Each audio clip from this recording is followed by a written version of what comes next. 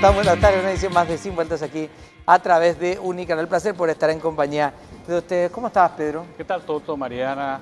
¿Todo bien? Muy buenas tardes para todos. ¿Todo bien? Mariana, ¿cómo estás? Bien, ¿cómo estás, Toto? Un saludo a toda la audiencia. ¿Estás hoy así? Muy contento. Gracias, gracias. Gracias a la óptica Foller. Sí, ya que estamos. ¿Eh? Claro. Claro, hay que agradecer. Pica ya. Es nuevo esto para mí, déjenme. ¿Cómo estoy despeinado? ¿Qué querías decir? Estás medio savage hoy. Savage. ¿Qué peinado? ¿Qué pelo me habla? Savage. Savage nomás lo yo dije, no Sí, dije despeinado. estamos ahí. Bueno, lastimosamente falleció la alumna de la Facultad de Derecho que tuvo un terrible accidente esta madrugada. Se declara asueto académico mañana en la institución, así que de alguna forma la solidaridad también para la familia del... Pero quedó claro en qué circunstancias fue, porque hablan de una lomada. Por ahora queda poco claro, y hablaba con la agente fiscal en la radio, en Radio 1, y mencionaba que están investigando acerca de la posibilidad de una persona más involucrada en el vehículo. Dentro del vehículo mencionan algunos, otros piensan una persona externa al manejo del vehículo, digamos, que puede haber generado la situación. Están pidiendo el circuito cerrado. No se descarta la hipótesis que haya sido un accidente que no involucre a terceros tampoco. ¿Verdad?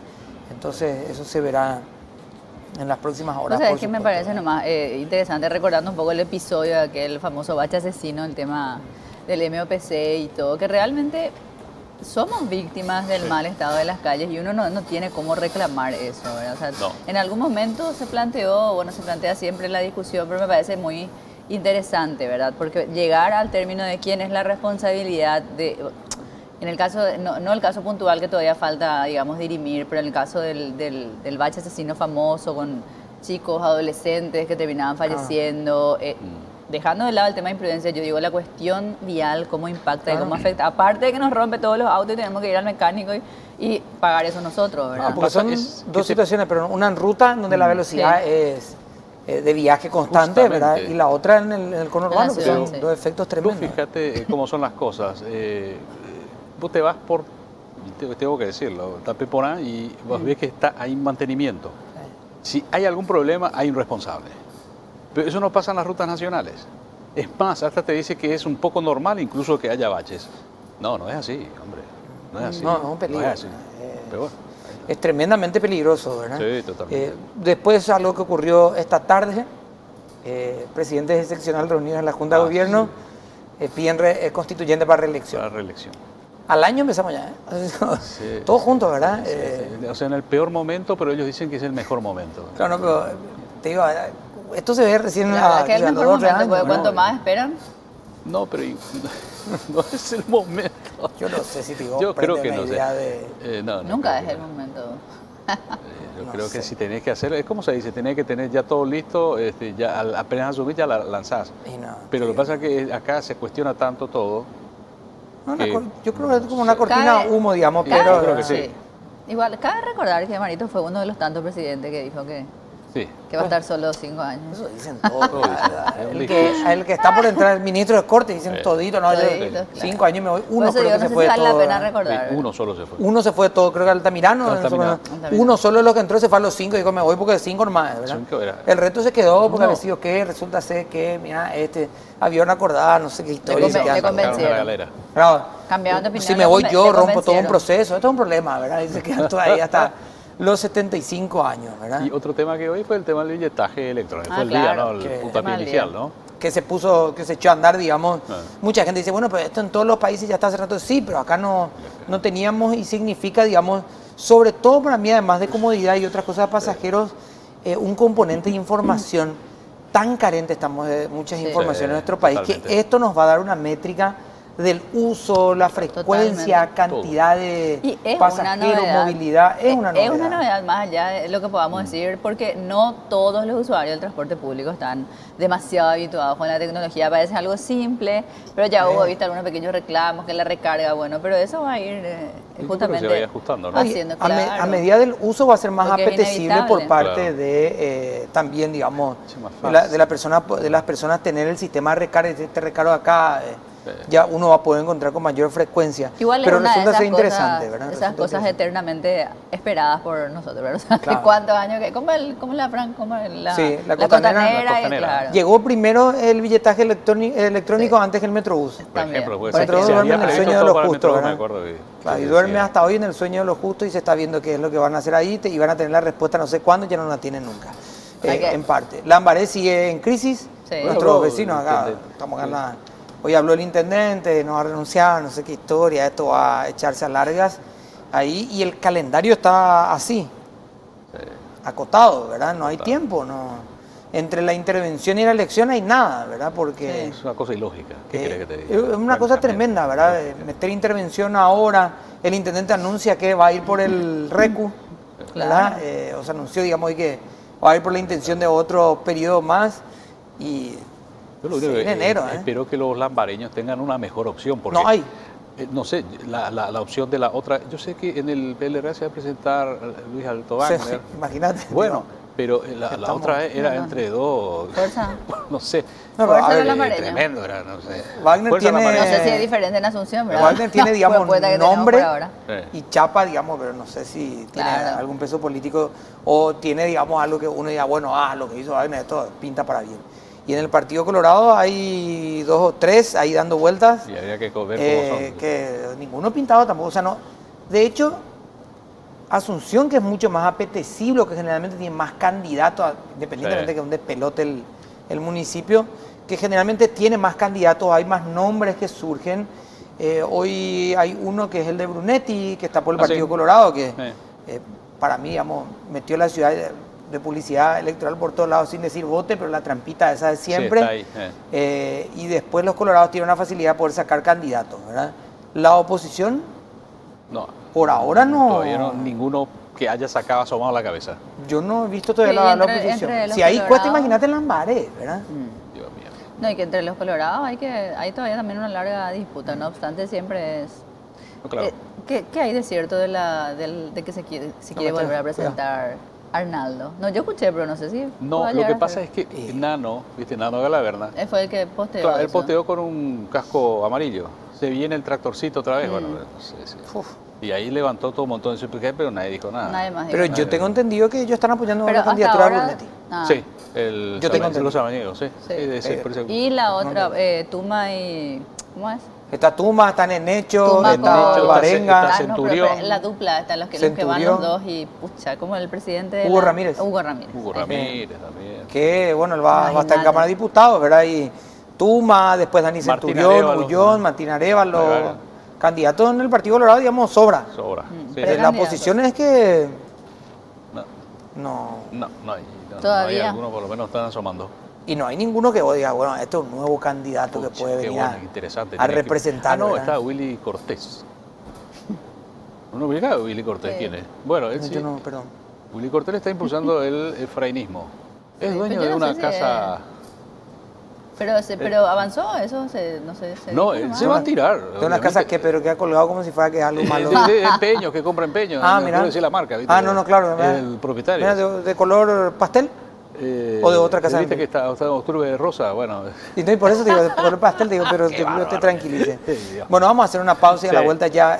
Escuchó todas estas pavadas del ministro de Salud que está Esa con la nosotros cantamos acá. todos los días, ¿viste? ¿Verdad? Y está ahí, digo. Seguro está diciendo, por esto es que no suelo venir. ¿verdad? Sí, ¿de dónde es lo que vine, verdad? ¿De qué Con es lo razón que no vamos venía a, antes. ¿De qué es lo que vamos a hablar en este programa? Estos muchachos están, Y vamos a ¿verdad? preguntarles sobre los candidatos. Impulsemos la salud mental porque estos están divagando acá y Sí. parece que están en la luna, ¿verdad? Sí. Bueno, vamos a hacer una pequeña pausa y ya nos acompaña el ministro de Salud, por supuesto, y de qué vamos a hablar y de todo, De todo. ¿verdad? De todo lo que se puede hablar. Marina, tenés un consejo para nosotros. El mundo es testigo de que los aires acondicionados de Midea hacen tu vida más fácil, aumentan la velocidad del ventilador, ajustan automáticamente la temperatura, tienen filtro catalizador que absorbe partículas nocivas del ambiente, las convierte en agua, utiliza gas ecológico y consume menos. Los aires Midea son la razón de tener un ambiente perfecto, sin preocuparse del exterior, encontrarlo en las mejores casas de electrodomésticos del país.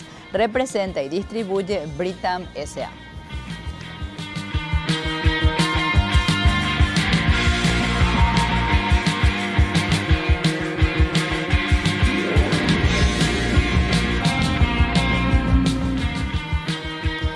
Y atención, porque Bristol te trae la increíble oferta del día para que puedas aprovechar solo por hoy y llevarte un mini componente LG CJ45, precio normal 18 cuotas de 160.000 guaraníes. La oferta solo por hoy, 18 cuotas de 99.000 guaraníes. Reservalo llamando al 519 4000 o escribir al WhatsApp 0991 670 000. Bristol, la mejor casa de electrodomésticos del país. Y atención porque la propuesta de 7 Feeling Blue de la mano de Silvia Abreu, lo mejor del jazz, del blues, del funk y del soul, todos los días de lunes a viernes de 18 a 20 horas por Radio 7, 107.7. Nos acompaña el ministro de Salud en Piso. Ministro Mazzoleni, ¿cómo está? Gracias por acompañarnos. Muy buenas noches, todo Mariana, Pedro, a la audiencia. Encantado de estar aquí. Gracias por la invitación. Estamos cerrando este 2019 ya prácticamente, ¿verdad? Estamos en la última parte. ¿Qué análisis puede hacer en la situación actual de cómo pudiste acomodarte, digamos, en esta primera experiencia administrando la parte alta del ministerio, ¿verdad? Cada médico que trabaja en el sistema de salud pública administra ciertas cosas a diario, pero estar a la cabeza, digamos, de todo un sistema es distinto, ¿verdad? Efectivamente, si bien las deudas históricas son importantes, yo creo que el balance es positivo, sobre todo porque conseguimos avanzar algunas de las líneas estratégicas que propusimos desde el comienzo. Me han escuchado hablar mucho de un modelo preventivo y de promoción de salud que se traduce, entre otras cosas, por esto de la atención primaria de salud y las unidades de salud familiar. Entonces hemos avanzado bastante en eso. Después la incorporación de la tecnología a todos los ámbitos del ministerio, desde la atención directa al paciente y también a los procesos administrativos. Y bueno, y también la gestión de la compra más eficiente de medicamentos. Entonces esos tres ejes logramos desarrollarlos. También mucho hemos mejorado en el ámbito de recursos humanos. Tenemos deudas pendientes todavía en áreas como terapia intensiva. Todavía tenemos que ajustar un poco el tema de medicamentos. Escuchaba con mucho interés cuando hacían el resumen lo de la métrica. La métrica también es fundamental en el aspecto de administración en salud. Y nosotros estamos generando datos ahora al año con esta informatización de varios hospitales y de nuestros procesos logísticos, ¿verdad? ¿Cómo saber cómo administrar un ministerio cuando no está ciega sin números, ¿verdad? Sí, saber cuántas personas vienen, de dónde vienen, por qué no acuden a centros de referencia de su ciudad que a lo mejor pueden contar con los mismos servicios. ¿Cómo poder contar esa información teniendo en cuenta que el ministerio tiene urgencias a diario, ¿verdad? Exacto. Es difícil decir a la gente, bueno, denos un periodo de un año, vamos a hacer encuestas y después vamos a dar las soluciones, ¿verdad? La gente tiene urgencias hoy. Así mismo, para darles una idea al público en general, los hospitales y los presupuestos se basan un poco en un histórico, en una educación, digamos, en una estimación educada, por decirlo así, pero los números reales no los teníamos, ¿verdad? Y ahora poco a poco los vamos generando. Hoy tenemos vamos a tener unos 13 hospitales ya totalmente informatizados en la parte de ficha y receta electrónica. Y eso poco a poco, además de la dirección de insumos estratégicos que va justamente informatizando todos los contratos, los medicamentos, lo demás. Entonces estamos generando datos genuinos ahora que nos van a permitir hacer estimaciones correctas, ¿no? Pedro y Mariana, por favor. Ministro, obviamente todo este tema de la informatización, también de la asistencia primaria que están habilitando USF, necesita un presupuesto para que sea sostenible. Entonces la pregunta es si esto se va a reflejar en el presupuesto o cuál es la perspectiva. ¿Va a haber recortes? Porque si hay recortes ya se termina todo, se cuarta ya el proceso. Claro, ¿Esto es sostenible? ¿Va a ser sostenible? Sí, estas líneas están priorizadas, digamos, el trabajo para hacer el presupuesto busca justamente garantizar estas metas presidenciales, ¿verdad? Porque así son metas presidenciales finalmente. Tenemos un incremento en el presupuesto de aproximadamente un 5%, por supuesto está lejos de ser suficiente. Estamos en una época difícil desde el punto de vista económico y entendemos que hay que administrar realidad y hay que circunscribirse también a un marco normativo, ¿verdad? No obstante, justamente cuando yo visité el Parlamento para defender el presupuesto, una de las primeras diapositivas que presenté se trataba justamente de darle un horizonte en el futuro de cómo debería ser un presupuesto en salud. Y lo que se recomienda a nivel de la Organización Mundial de la Salud y otros organismos internacionales es que al menos el 6% del Producto Interno Bruto de un país se dedique a salud pública. Para darles una idea, nosotros estamos en el 2.3 más o menos el ministerio. Si juntamos IPS es otra cosa, pero ven que hay una brecha importante. Ministro, justamente en el tema presupuesto, digamos, que creo que es un poco el debate ahora.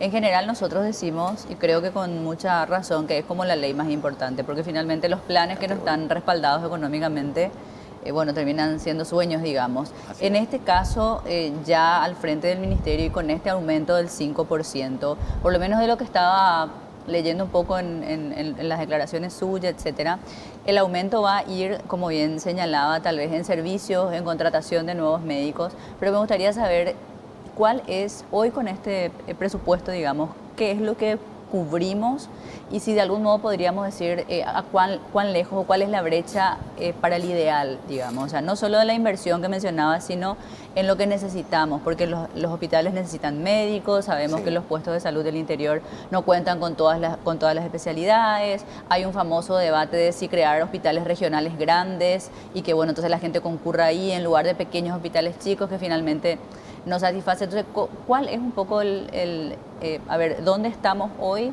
y cuánto nos falta para llegar a un ideal o por lo menos a un paso que dé un cambio cualitativo, algo que impacte, que se note? Perfecto, sí, muy válida la pregunta.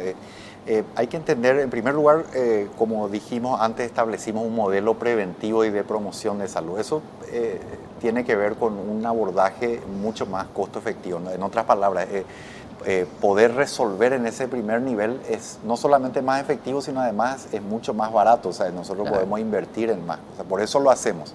Entonces, estamos por eso invirtiendo en la atención primaria de salud. Pero una cuestión que hay que entender también es que salud funciona en una lógica de redes.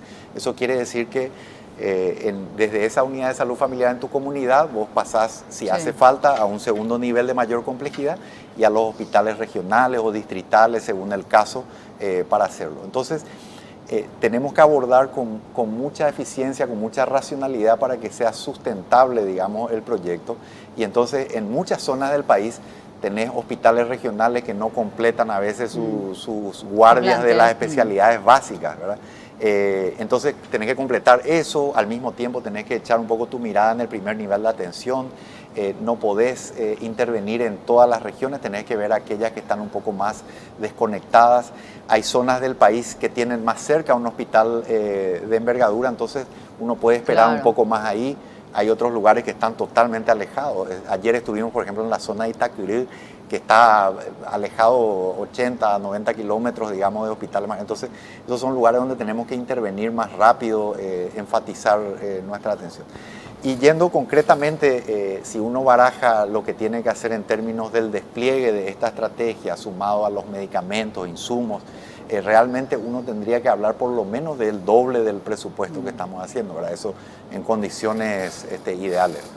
Ministro, ¿cuál es el sistema o la forma ideal de poder o tratar de llegar al ideal de la atención primaria de la salud? Me parece que ese ha sido el gran acierto ya casi como una política de Estado, lo más cercano a una política de Estado que hemos tenido en salud. La idea aprendió, a la gente, digamos, también comenzó a sentirse más atendida y demás, pero seguimos teniendo el problema que todos queremos ir al hospital de referencia, cuando en realidad podríamos hacerlo a lo mejor en un hospital que esté más cerca, en un centro asistencial más cercano a la localidad, y evitar el desarraigo, el tener que ir horas y horas, el no ser atendido en un día, porque al final todo el departamento va al hospital de referencia. ¿Cuál es el modelo? Tener pequeños policlínicos, dispensarios en distintas ciudades y derivar a los centros de mayor envergadura solamente las cuestiones específicas. ¿Cuál es un poco el modelo que se tiene que buscar teniendo en cuenta también nuestra realidad país? Sí, la idea es, y hay que transmitir esto con claridad también, es que este concepto de atención primaria de salud y de unidad de salud familiar no es una cuestión para el área rural o para poblaciones más vulnerables. En realidad cualquiera de nosotros, los que viven en grandes ciudades, digamos, deberían tener eventualmente, y de hecho existen en gran parte de la capital, unidades de salud familiar en tu barrio, ¿verdad? Entonces, si tenés que vacunarte, si tenés que hacer un control o si es un cuadro menor, Entonces tenemos que cambiar un poco el chip de la gente, pero para eso también tenemos que proveerle, digamos, la atención suficiente. Tenemos que tener los medicamentos que son apropiados para ese nivel de atención. Y los especialistas también, o sea, uno no en esta lógica de red y de uso eficiente no podemos tener algunos medicamentos muy sofisticados en este primer nivel, ni tampoco tener cada especialista ahí, ¿verdad? Entonces eso, conforme vamos concienciando, educando y al mismo tiempo también satisfaciendo las expectativas de la gente, yo creo que vamos a poder hacer esto. Y además quiero decirle a la gente, o sea, si bien nosotros adoptamos esto como política de Estado, como política pública, es una cuestión que está siendo sugerida o promocionada por la Organización Mundial de la Salud en todos los países. Se ha visto que el análisis costo-efectivo de esto, el análisis técnico realmente es el camino a seguir. Hablaste justamente de vacunación. No sé si fue la OPS o la OMS que lanzó una advertencia sobre el tema sarampión. Sí, correcto. OMS, ¿no? ¿Y cuál es la situación acá? La gente, porque viste que hay toda una ola, una tendencia que dice no a la vacunación, en fin. Es más, uno cuando habla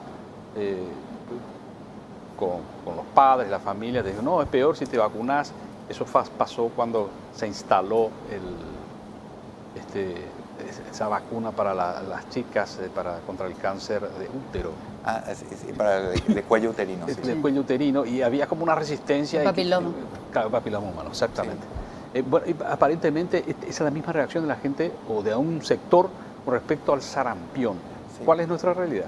Bueno, en primer lugar, empecemos por decir, por el momento no tenemos casos. Hemos tenido varios casos sospechosos, digamos, que generalmente se tratan de cuadros febriles con alguna erupción en la piel, ¿verdad? Cada uno de estos son detectados ya sea por nuestro personal en terminales aeroportuarias, fronteras, o bien a través de los establecimientos de salud, y hay puestos centinelas o hospitales centinelas donde al detectarse un caso sospechoso la Dirección de Vigilancia de Salud va y evalúa.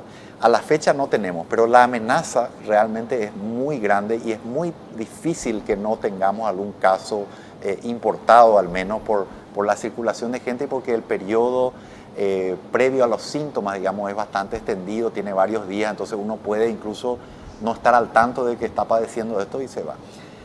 Entonces estamos con nuestras alertas máximas, se han intensificado las vacunas en la zona de frontera. Brasil tiene más de 4.000 casos, la mayoría de ellos en San Pablo, pero tiene unos pocos en la frontera también. Entonces eso es bastante inquietante, ¿verdad? Casi toda la región, con excepción de Paraguay, ha reportado casos de sarampión, ¿verdad? Algunos son casos importados, vale decir que no se generan en el país, sino alguien que visitó transitoriamente. Respecto a los antivacunas, por decirlo de alguna manera, yo creo que, como siempre decimos desde Salud Pública y todos los médicos, las vacunas son un poco víctimas de su propio éxito porque han erradicado enfermedades, son tan efectivas, creo que junto al agua potable y los alcantarillados son las 3 medidas más efectivas en salud pública de evitar enfermedades. Y entonces a veces uno pierde un poco la noción de la importancia de estas vacunas. No obstante, afortunadamente hay una gran madurez en la gente que yo creo que entiende que esta posición de algunos realmente no puede estar por encima del bien común, ¿verdad? Y pueden poner en riesgo a toda nuestra población. El sarampión no es una enfermedad benigna, ¿verdad? Puede causar serias complicaciones e incluso la muerte, ¿verdad? Ministro, ¿qué es lo que pudieron identificar, digamos, en las consultas de las personas y demás que más cuesta hoy? La automedicación me parece que un punto y aparte, digamos, culturalmente nuestra realidad. Habíamos visto cuando la prohibición de algunos antibióticos la gente explotó como si fuera que terminaba la cuestión, pero justamente en este sistema de atención primaria de la salud hay alguien que tiene una sospecha y parece que tiene sarampión, mi hijo lo quiere llevar directamente con un especialista, algo de alto rango, no quiere ir al clínico. ¿Qué es lo que no nos estamos ahorrando en ese tipo de consultas? Porque a la gente le duele la mano y va directamente al reumatólogo antes de ir al clínico. Como que no se hacen los procesos todavía corrientes. ¿Es eso lo que se ve a diario? ¿Es una percepción simplemente? Sí, lamentablemente hay una cuestión también cultural en muchas zonas del país, sobre todo las zonas rurales. Quizás también basado un poco, puede haber cuestiones culturales o también la ausencia de oferta en el pasado, ¿verdad? Que ha mejorado sustancialmente a lo largo de muchas administraciones. hace que muchas veces el paraguayo, la paraguaya consulte muy tarde, ¿verdad?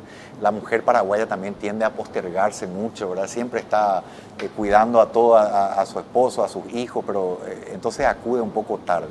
Después hay cuestiones muy arraigadas, como decía, lo de la automedicación. Realmente poder explicar la medida que se tomó respecto al tema de los antibióticos también causó cierta incomodidad, pero realmente el beneficio es mucho más grande. Tratar de hacerle entender a la gente que a veces uno cuando se medica, primero que puede usar una medicación que no es apropiada, entonces otras veces se genera una resistencia, la siguiente vez cuando necesitas ya no te sirve, ¿verdad? Ese tipo de cosas. Les puedo dar un ejemplo concreto. Si una persona tiene fiebre y dolor de cabeza, puede ser cualquier cosa, puede ser dengue, que es viral, no sirve el antibiótico, puedes perder tiempo precioso para ir a consultar. Puede ser una meningitis, que también sí necesita antibiótico. Entonces lo importante es la consulta, ¿verdad? Y este tema en cualquier país del mundo, digamos, con regulaciones serias, es una medida a tomar y es una de la resistencia antimicrobiana es una de las 10 amenazas más grandes de salud que ha sugerido la Organización Mundial de la Salud. Vamos a hacer una pequeña pausa. Mariana tiene un consejo para nosotros y vamos a seguir, por supuesto, con el ministro. Mariana, por favor. El mundo es testigo de que los aires acondicionados de Midea hacen tu vida más fácil, aumentando la velocidad del ventilador, ajustan automáticamente la temperatura, tienen filtro catalizador que absorbe partículas nocivas del ambiente y las convierte en agua.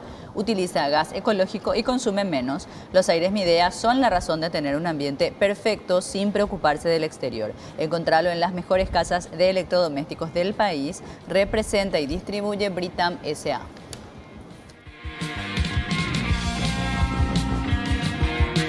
Llegaron a Bristol las ofertas de celulares. Aprovecha los precios increíbles, descuentos de hasta 50% en todas las marcas y modelos sin entrega inicial. Y además con todas tus compras ayudas a Teletón. Escucha esta oferta increíble: celular LG K40, precio normal 18 cuotas de 152.000 guaraníes y ahora precio oferta 18 cuotas de 89.000 guaraníes. Para más información, comunícate al 519-4000. Bristol, la mejor casa de electrodomésticos del país. Y desde mañana en infosnegocios.com.py, consultora londinense ubica entre las mejores del mundo la ópera en Paraguay. Mirá vos, qué interesante esto, che. Hay que ver este análisis en infosnegocios.com.py. La reglamentación del cannabis solo otorga 5 licencias. También en infosnegocios.com se hundió el plan Brexit de Boris Johnson. ¿Y ahora qué? Se pregunta en infosnegocios.com.py. Ministro, la gente también, si bien es cierto, hay una minoría que tiene seguro médico privado, termina siendo también una cuestión de salud pública, en el sentido de que la gente escapa de la atención que pueda tener salud pública para buscar en teoría una mejor atención, trata de evitar las largas horas que puede tener el Instituto de Previsión y trata de ir al privado, pero resulta ser que se dan inconvenientes y un montón de denuncias sobre mala praxis, malas atenciones y demás. ¿Qué rol puede cumplir el ministerio en esa situación y qué tan puntilloso puede llegar a ser? Sí, bueno, el ministerio tiene una función de gobernanza y rectoría sobre todo el sistema de salud, vale decir, el sector de IPS, el público, la sanidad policial y militar, todos están realmente bajo la rectoría y gobernanza. Pero en particular, algunos aspectos, sobre todo los que se han dado en los últimos tiempos, que han sido más publicitados, desde un punto de vista institucional deben ser manejados por una entidad que es un poco sui generis, porque si bien debe ser administrativamente autónoma, como es la superintendencia, y que además hay que fortalecerla, todavía está de alguna manera dependiente del ministerio. Ahí hemos hecho un avance importante, que es, por primera vez se ha nombrado un superintendente por vía de un concurso, como reza la ley. Hasta desde que se formuló la ley, digamos, hasta hoy no se ha dado. Entonces, ahora hay mucho que hay que hacer. Hay algunas lagunas que no tenemos, sobre todo en regulaciones, por ejemplo, de precios de prestaciones que hacen, los cálculos que se hacen. También ciertamente hay cuestiones que tienen que ver con protocolos, con cómo tienen que estar dispuestas las urgencias.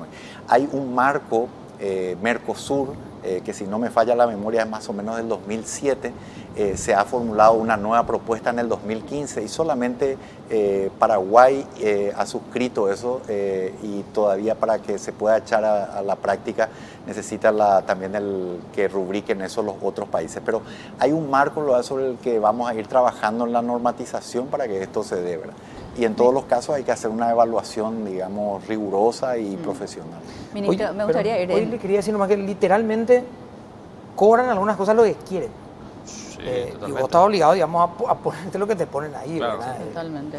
Y vos sabés que coincidentemente iba a ir al mismo tema, pero me interesa mucho saber cuál es, a ver un poco, qué es lo que puede hoy hacer la Superintendencia de Salud. Yo creo que obviamente el rol saltó mucho últimamente a discusión con el famoso caso de Renato, el fallecimiento de este nene.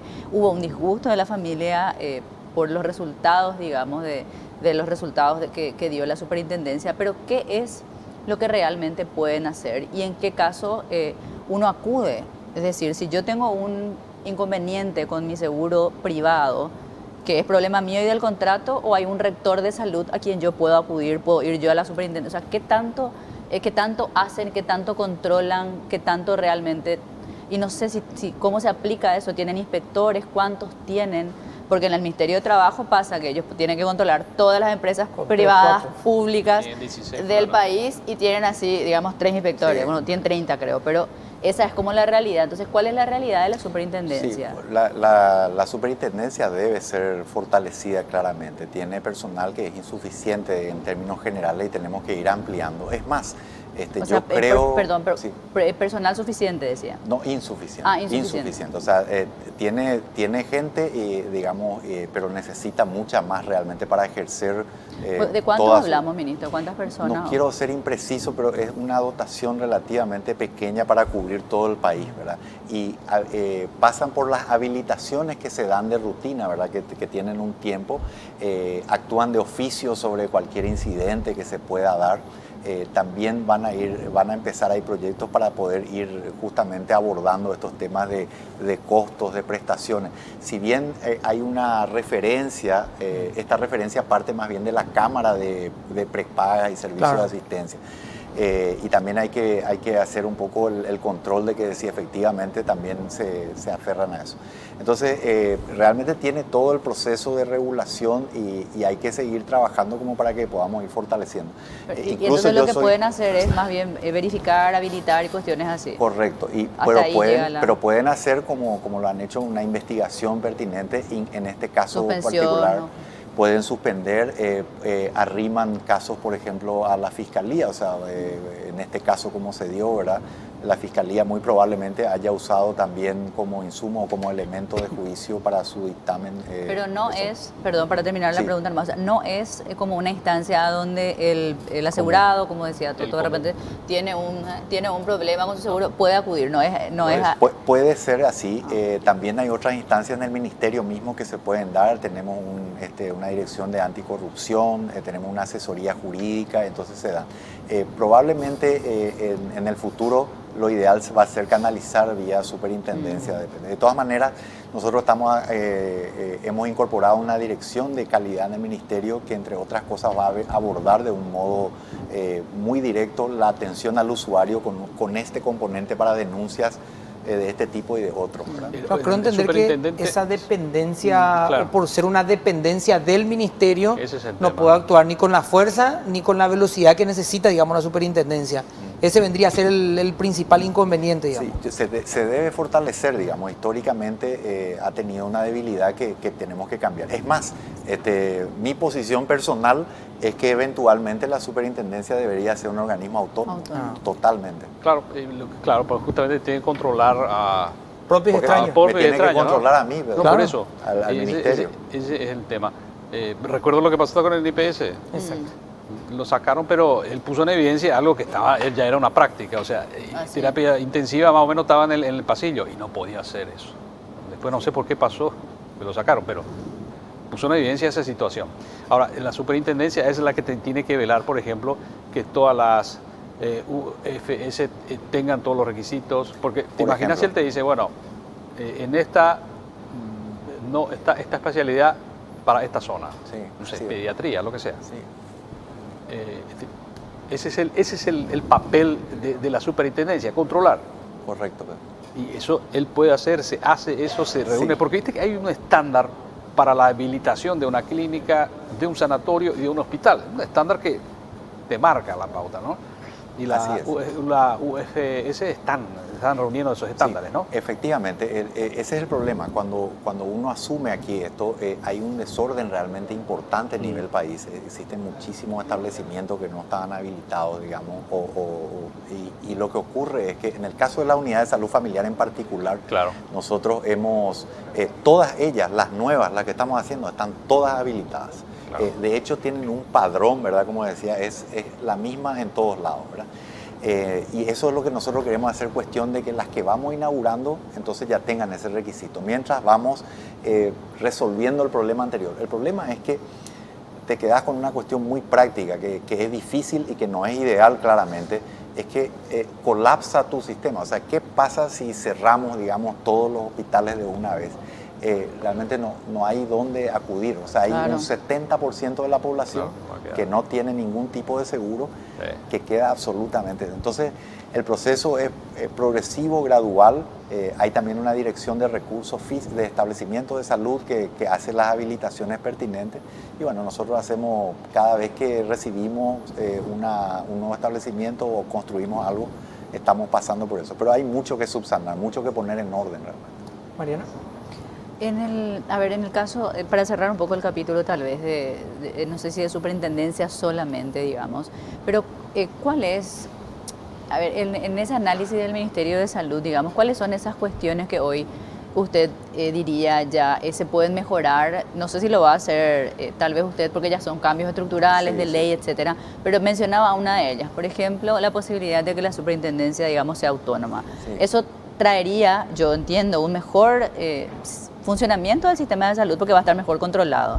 ¿Qué otras cuestiones podemos ver en lo que es salud pública que hoy se deberían revisar y no se hacen? Como esas discusiones que siempre se postergan, como el caso del IPS, ¿verdad? Que hay discusiones ahí eternas, pero nunca se hacen, siempre estamos en la urgencia. Sí. ¿Cuáles serían, ministro? Bueno, yo creo que uno de los problemas más serios que tiene el sistema de salud es lo que nosotros llamamos que es la fragmentación y la segmentación. O sea, esta división que tenemos de financiamiento, de regulación, de rectoría, etcétera, hace que lo poco o lo que se invierte en salud no sea lo suficientemente efectivo. Entonces hay que integrar un poco el sistema, hay que hacer una discusión amplia sobre si vamos a hacer un aseguramiento general, Claro. Si vamos a hacer un sistema único, hay una discusión por hacer. En el interín nosotros estamos avanzando en mejorar la gestión y el modelo de atención, porque hay muchas paradojas.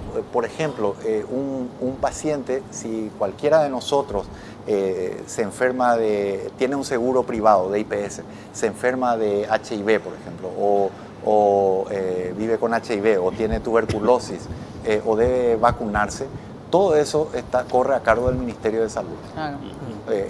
O si se produce, por ejemplo, hay una ironía, ustedes hoy tienen un seguro privado, si se accidentan y terminan en el hospital de trauma, Claro. el seguro privado se desentiende de los costos de su asegurado cuando están en el trauma, Sí. ¿verdad? Claro. Si estás muchas veces se le endilga también al ministerio que, digamos, si no es que no puede consultar de hecho en el IPS, pero el ministerio tiene que absorber todo. Y hoy la cantidad de gente y la complejidad de la atención que ofrece es realmente de altísimo costo. O sea, lo que nosotros estamos ofreciendo en términos de medicamentos para el cáncer, trasplantes, cirugías cardiovasculares, cateterismos cardíacos, o sea, son modalidades realmente muy caras y mucha gente se inclina por el sector público, ¿verdad? Ministro, al menos en opiniones o algunos analistas hablan en ese sentido de que Francia tiene uno de los mejores sistemas y la cobertura no es del 100%. Hay pocos países, digamos, que tengan una cobertura del 100% de todo lo que uno puede hacer, pero uno se puede atender en cualquier lugar, Sí. que es la gran diferencia, digamos, que hace el sistema. Hoy tenemos el Ministerio de Salud, como otros ministerios, el de Educación siempre es un ejemplo, que tiene que ser administrador de hospitales, rector de la salud pública, superintendente de salud, tiene que estar tras la calidad de los medicamentos, de laboratorio, más otra vez tiene que ser director de infraestructura de su propio hospital y tiene que ser técnico en informática para poder informatizar todo. ¿Cuál es el modelo internacional de los ministerios de las carteras de salud de afuera? Es un rector que mira y regula todo el sistema y el mercado, es como un gran reasegurador. ¿Cuál es el rol del ministerio en otros países de la región? Muy interesante. Hay varios modelos que existen en la región y fuera, ¿verdad? Y yo creo que nosotros tenemos que buscar uno a la paraguaya, ¿verdad? Porque tenemos varias particularidades. Yo siempre menciono el de Uruguay también, porque es muy atractivo por el tema del número, o sea, el tamaño es muy cercano al nuestro. Es muy similar, digamos. Es muy similar. Partieron más o menos también de un sistema como en casi toda América Latina, así separado por bloques, digamos, que segmentado, fragmentado. Y entonces ellos están en plena reforma. Estas reformas duran a veces décadas, ¿verdad?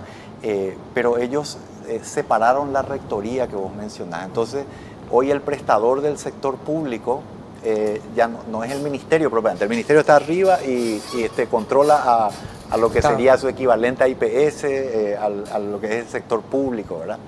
Y entonces, de esa manera, ellos logran integrar.